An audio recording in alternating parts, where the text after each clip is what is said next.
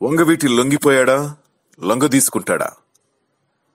వంగవీటి రంగా అనేది ఒక పేరు కాదు, ఇట్స్ ఎ బ్రాండ్. అవును, కోస్తా జిల్లాలో రంగా అనేది ఒక బ్రాండ్. విజయవాడలో అయితే ఇంకా ఫేమస్. రంగా చనిపోయి 30 ఏళ్లైనా బ్రాండ్ వాల్యూ ఇంకా పోలేదు. అందుకే ఆయన కుమారుడు వంగవీటి రాధాకృష్ణ సక్సెస్ ఫెయిలర్స్ తో సంబంధం లేకుండా ఇప్పటికీ ఏం చేసినా ఒక సంచలనమే. అందరికీ ఇంట్రెస్టింగ్ టాపిక్కే. కొన్నాళ్లుగా నివురుగప్పి నిప్పుల నిశ్శబ్దంగా వైసీపీలో ఉన్న వంగవీటి రాధాకు ఒక్కసారిగా ఆవేశం కట్టలు తెంచుకుంది. ఇక చాలు జగన్ అన్నట్లుగా తానిక అవమానాలు పడలేనని, టీడీపీలోకి వెళ్లిపోతానని తేల్చేశారు. అయినోడి దగ్గర అవమానాల కన్నా పగోడి దగ్గర పలచనైనా పర్వాలేదని కుండబద్దలు కొట్టేశారు. ఒకప్పుడు టీడీపీలోని ఒక వర్గం రంగాను హత్య చేసిందని, వారికి టీడీపీ ప్రభుత్వ పెద్దలు సహకారం అందించారని బెజవాడంతా చెప్పుకుంది. అలాంటి టీడీపీలోకి రంగా కొడుకు ఎలా వెళ్తారు? ఇంతకంటే దారుణం, అవమానం ఇంకేమైనా ఉందా అంటూ కామెంట్లు మొదలయ్యాయి. నేను పడ్డ అవమానాలు మీకేం తెలుసు, మీరేమన్నా అనుకోండి, నేను మాత్రం కరెక్టే చేస్తున్నానని ఘాటుగానే సమాధానమిస్తున్నారు రాధా. రాధా అనుచరులు మాత్రం అసలు మా బాసు వంగవీటి బ్రాండుని ఇంత గట్టిగా ఎప్పుడూ వాడలేదు, ఇప్పుడే కరెక్ట్ గా వాడారని వాదిస్తున్నారు. ఒకప్పుడు వైఎస్ హయాంలో ఎమ్మెల్యేగా గెలిచింది రంగా బ్రాండ్ మీదే కానీ అది రాధా నిమిత్తం లేకుండానే జరిగిపోయిందంటున్నారు. గౌతమ్ రెడ్డి రంగాను రౌడీ అన్నప్పుడు ఆవేశపడ్డా సాయంత్రానికి చల్లారిపోవాల్సి వచ్చింది. గౌతమ్ రెడ్డిని మళ్లీ పార్టీలోకి తెచ్చేసుకున్నా మౌనం వహించాల్సి వచ్చింది. యలమంచిలి రవిని పార్టీలోకి తీసుకురా, ఆయనకు విజయవాడ తూర్పు టికెట్ ఇద్దామని చెప్తే ఆయన్ను పార్టీలోకి తీసుకొచ్చాడు రాధా. కానిప్పుడు నువ్వే తూర్పులో పోటీ చేయాలని చెప్తే అటు రవికి ఏం చెప్పాలో, తనకేం చెప్పుకోవాలో అర్థం కాని పరిస్థితిలో పడిపోయాడు రాధా. అంతేకాదు, అది మీ నాన్న గెలిచిన నియోజకవర్గం అంటూ తెగ వాదిస్తున్నారు.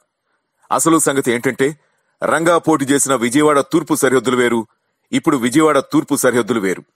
ఇది అందరికీ తెలిసిన ఆ పేరుతోనే వైసీపీ నేతలు వాదిస్తున్నారు. డబ్బుంటే గెలుపు సాధ్యమనే జగన్ కాన్సెప్ట్ కు రాధా కూడా బలైపోయాడు. ఇవే రాధా అనుచరులు వినిపిస్తున్న వాదనలు. రాధాకృష్ణ అనేక సార్లు తాను ఎదగడానికి వచ్చిన అవకాశాలను చేజార్చుకున్నాడనేది ఆయన అభిమానులు కూడా చేసిన వాదన. కాంగ్రెస్ లో ఉన్నప్పుడు దేవినేని నెహ్రూకు వ్యతిరేకంగా గళమెత్తిన రాధా పార్టీ మారకుండా అదే దూకుడుతో కాంగ్రెస్ లో కంటిన్యూ అయి ఉంటే మంచి భవిష్యత్తు ఉండేది. అలా కాకుండా ప్రజారాజ్యంలో చేరడం, అది ఫెయిల్ కావడంతో రాధాకు ఎదురు దెబ్బ తగిలింది.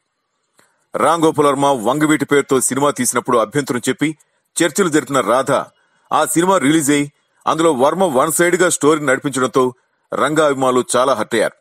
ఆ సమయంలో రాధా రియాక్ట్ అయ్యి విడిచిపడి ఉంటే తన గ్రాఫ్ వేరేగా ఉండేది. ఈ రోజు రాధా ఏం చెప్పినా ఎవరూ అడ్డుపడలేని పరిస్థితి కూడా ఉండేదని కొందరు వాదిస్తున్నారు. ప్రెస్ మీట్ లో రాధా బరస్ట్ అయిన తీర్పు చూస్తుంటే వైసీపీలో చాలా అవమానాలు జరిగినట్లు అర్థమవుతోంది. అక్కడ ఎదుర్కొన్న ఇబ్బందులే టీడీపీలో చేరినా పర్వాలేదనే స్థాయికి తీసుకెళ్లాయని రాధా అనుచరులు చెప్తున్నారు. ఇవన్నీ పక్కన పెడితే ఇప్పుడు ఏం జరగబోతోంది, టీడీపీకి ఏం వరగబోతోంది అనేవే అసలు ప్రశ్నలు. రంగా అభిమానులు అనేక మంది మాత్రం రాధా నిర్ణయాన్ని వ్యతిరేకిస్తున్నారనే చెప్పుకోవాలి. కానీ అప్పటికి ఇప్పటికీ రాధాతో ఉన్నవాళ్లలో ఒక్కరు కూడా ఈ నిర్ణయాన్ని వ్యతిరేకించటం లేదు. ఎమ్మెల్యేగా పోటీ చేయడానికి ఆర్థిక స్తోమత లేని రాధాకు ఎమ్మెల్సీ పదవి కోరి వస్తోంది. ఒక విధంగా ఇన్నాళ్లు ఊగిసిలాడిన కెరీర్ కు ఒక నిచ్చెన దొరికినట్లే. అందుకే రాధా మనుషులు ఎక్కువగా విజయవాడ సెంట్రల్ నియోజకవర్గంలోనే ఉన్నారు. సెంట్రల్ నియోజకవర్గంలో దాదాపు 25,000 ఓట్లను రాధాకృష్ణ ప్రభావితం చేయగలడు. వ్యతిరేకత ఎదుర్కొంటున్న బోండా ఉమామహేశ్వరరావుకు కలిసొచ్చే అంశం. జనసేన లెఫ్ట్ కూటమి తరపున పోటీ చేస్తున్న బాబురావు కమ్మ సామాజిక వర్గం కావటం, సిపిఎం సంప్రదాయక బలం 16,000 ఓట్లు ఉండడంతో మల్లాది విష్ణు కేవలం సత్యనారాయణపురం పరిధిలోని బ్రాహ్మణుల ఓట్లపైనే ఆధారపడాల్సిన పరిస్థితి ఎదుర్కోబోతున్నారు. రేపు కాంగ్రెస్ కూడా బ్రాహ్మణ అభ్యర్థిని పెట్టి ఓట్లు చీల్చే వ్యూహంలో ఉన్నట్లు తెలుస్తోంది. అదే జరిగితే సెంట్రల్లో టీడీపీకి కలిసొస్తుంది. ఈ వ్యూహంతోనే రాధాను చేర్చుకున్నట్లు రాజకీయ విశ్లేషకులు భావిస్తున్నారు.